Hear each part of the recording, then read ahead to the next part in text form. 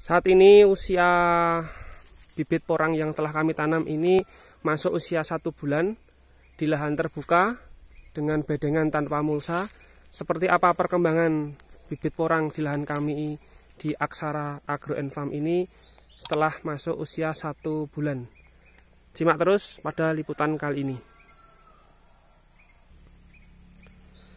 Bismillahirrahmanirrahim. Assalamualaikum warahmatullahi wabarakatuh.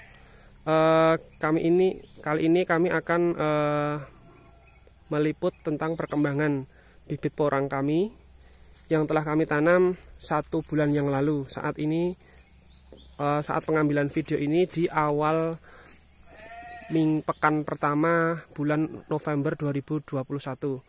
Lahan porang kami, sebagai informasi teman-teman yang belum melihat video sebelumnya, lahan porang kami berada di atas budidaya jahe merah.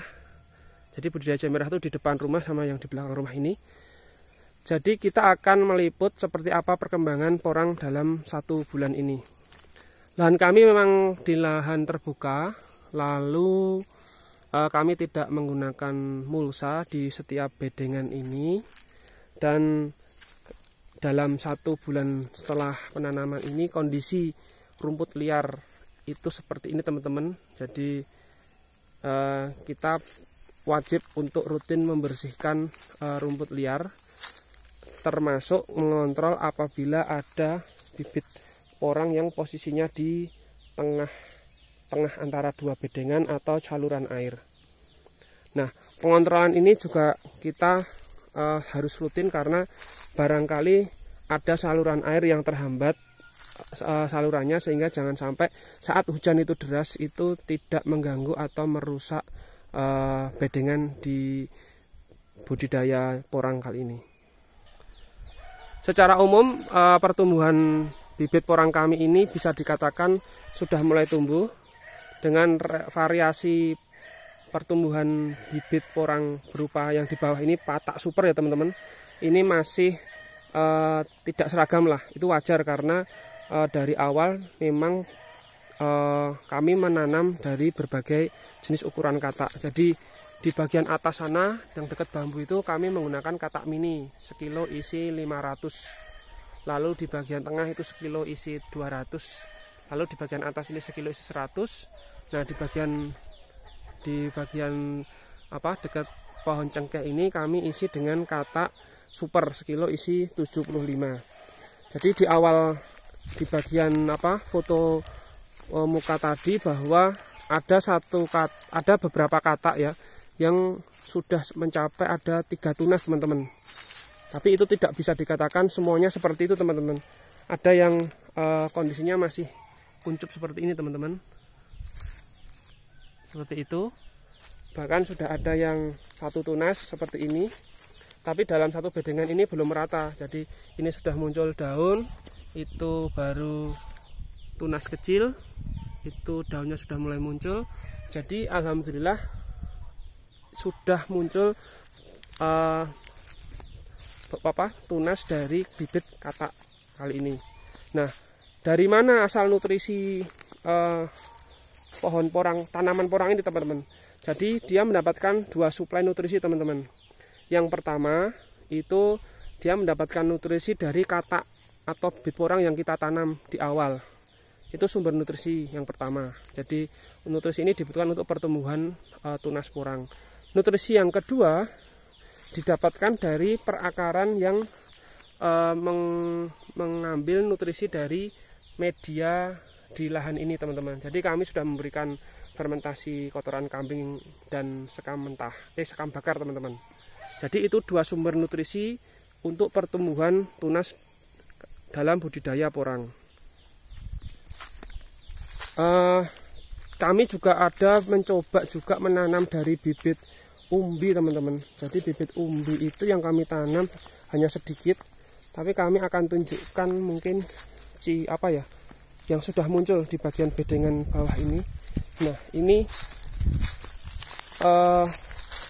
perkembangan bibit umbi yang kami tanam ini paling kemarin itu 5,5 kilo teman-teman yang kami tanam bibit umbi ini, 0,5 kilo seperti ini di usia 1 bulan. Ada lagi Nah, ini teman-teman, masih kecil seperti ini. Jadi kami juga melakukan beberapa penanaman jenis bibit ya teman-teman, untuk nanti kita monitor perkembangannya dalam tahun pertama budidaya porang kali ini. Nah, ini juga ada teman-teman. Jadi yang perlu kita kontrol di setiap kita ngecek lahan itu, kita cabuti tanaman liarnya, kita cek jika ada katak yang posisinya terbuka karena efek dari derasnya air hujan. Lalu kita cek jika ada katak yang tumbuh di antara dua bedengan atau di mana di saluran air ini, kita nanti akan pindahkan teman-teman. Jadi misalkan seperti ini kan posisinya di antara dua bedengan ya teman-teman. Jadi itu nanti akan kita pindahkan, kita tempatkan lagi di bedengan. Ya mungkin katak ini mungkin jatuh saat kemarin di awal-awal kita tanam itu ada gangguan ayam sebelum kita pasang pagar atau jaring sekeliling kebun kami ini. Lalu untuk pupuk POC dan sebagainya itu kita tidak terlalu intensif seperti perawatan budidaya jahe merah ya teman-teman. Karena POC yang kami gunakan juga organik, cukup simpel teman-teman. Dari rendaman kotoran kambing, tambah remukan dari pohon bambu yang tua, terus pohon jati yang tua juga kita remuk, kita masukkan dalam tong hijau itu, tambah E4 warna kuning sama molase, kita diamkan 1 bulan. Lalu kita bisa untuk semprot di lahan porang saat masa fase vegetatif teman-teman. Nah, lalu yang jarang-jarang dilakukan itu, berhubung ini musim hujan dan porang itu memang cukup subur saat musim hujan, makanya saat yang tepat musim untuk tanam porang itu hanya sekali dalam setahun, yaitu saat awal musim hujan teman-teman. Nah, yang jarang dikontrol itu untuk melakukan perawatan penyemprotan anti jamur teman-teman. Jadi media yang lembab itu potensi akan adanya jamur. Jadi kita harus justru rutin untuk menyemprot anti jamur. Kita cukup simpel dengan merendam dolomit dan belerang. Kita diamkan 1 mingguan gitu. Nanti kita ambil, kita saring, kita tambahkan dengan perbandingan air antara rendaman belerang dolomit itu paling 2:4. Jadi kita campur, lalu kita untuk semprot di lahan. Nah, jadi itu mungkin perkembangan lahan porang kami di usia 1 bulan setelah tanam bibit porang. Dan jika kita mengembalikan katak yang posisinya berada di antara dua bedengan atau di saluran air ini, lalu kita pindahkan ke bedengan, itu nanamnya lagi jangan terlalu dalam ya teman-teman. Cukup maksimal 2 ruas jari. Karena jika terlalu dalam, nanti bentuk umbinya itu akan lonjong.